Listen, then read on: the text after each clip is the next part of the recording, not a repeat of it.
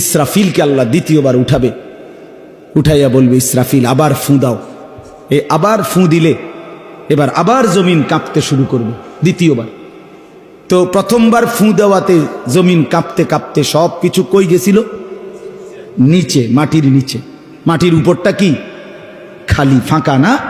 এইবার দ্বিতীয়বার যখন ইসরাফিল ফুঁ দিবে, মাটি কাঁপতে কাঁপতে ভূমিকম্প শুরু হলে এবার জমিনের সমস্ত কিছু ভিতরে যেগুলো ছিল সব কিছু জমিনের উপরে উঠে আসবে একেবারে একটা সুতা সহ। গরু, ছাগল, মানুষ, জিন, স্বর্ণ, রৌপ্য, হীরা, মণি, মুক্তা, জহরত, সব সব সব, শুধু মানুষ না, একেবারে সব কিছু। একেবারে আদম আলাইহিস সালামের জামানা থেকে ইসরাফিলের ফু পর্যন্ত যত কিছু মাটির তলে গেছে সব মাটির উপর উঠে আসে। ইদা জুলজিলাতিল আরদু জিলজালাহা, আল্লাহ তাআলা বলেন এই দ্বিতীয়বারের ভূমিকম্প জমিনে যখন হবে, ওয়া আখরাজাতিল আরদু আসকালাহা, জমিন তার তলদেশ থেকে তার ভেতরে যা কিছু বোঝা জমিনের মধ্যে ছিল সব কিছু সে জমিনের উপরে তুলে দিবে। তুলে দিলে তখন তাফসীরের মধ্যে আছে এই যে স্বর্ণ, রৌপ্য, মণি, মুক্তা, টাকা পয়সা, হীরা, জহরত, অর্থ সম্পদ, এগুলোর স্তূপ থাকবে। আশ্চর্য কথা শোনেন, সরাসরি হাদিসে আছে, নবীজি বলছেন এই স্বর্ণ, রৌপ্য, মণি, মুক্তাগুলো তখন আল্লাহর কুদরতে কথা বলবে। এইগুলা, এই অর্থ সম্পদগুলা, মানুষের যে অর্থ সম্পদ, এগুলো কথা বলবে। কি কথা বলবে?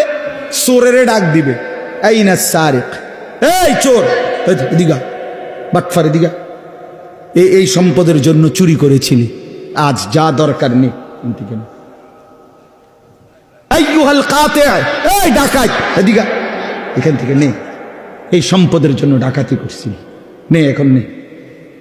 সরাসরি হাদিস আছে, রাসূলুল্লাহ সাল্লাল্লাহু আলাইহি ওয়াসাল্লাম বলছেন এই অর্থ সম্পদ ডাক দিয়া বলবে, হে আত্মীয়তার সম্পর্ক ছিন্নকারী বেঈমান, এদিকা এই সম্পত্তির জন্য আপন ভাইকে বঞ্চিত করছিলি, আপন চাচাকে বঞ্চিত করছিলি, আপন ভাতিজারে বঞ্চিত করছিলি, এর জন্যই আত্মীয়তার সম্পর্ক ছিন্ন করেছিলি, এখন নে যা লাগবে নে।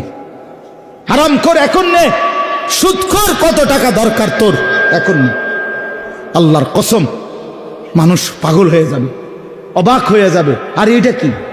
এই এরপরের আয়াত, ওয়াকালাল ইনসানু মা লাহা, লোকেরা বলবে ওমা এটা কি হলো, আরে এটা কি কারবার, এগুলো কথা কয় কেমনে, এগুলো কয় কি, এগুলা মানুষ সব অবাক হয়ে যাবে, বলবে একে অপরে মা লাহা, জমিনের কি হলো, এগুলোর কি হলো, এগুলো কথা বলছে কেন, এগুলো কি বলতেছে এগুলো? অর্থাৎ কেউ তো কিছুই নিবে না, নিবে কিছু, কথা বলেন না কেন কারো কোনো।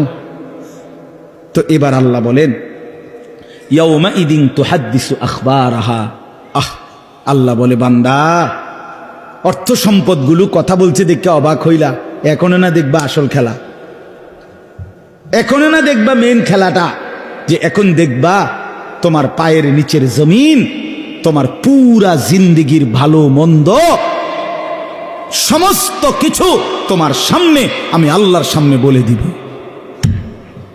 এখন শুনবে, এই জমিন তোমার ভালো মন্দ কথা বলবে।